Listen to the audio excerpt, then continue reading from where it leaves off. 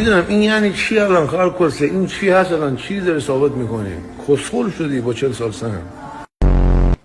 بفرمایید آقایی صفت بازی آقایی فعال آقایی گاهی مگه ببخشید مشاور مادر جنده بلا نسبت مشاوره دیگه گفتیم مادر جنده دیگه چی بلا نسبت کدوم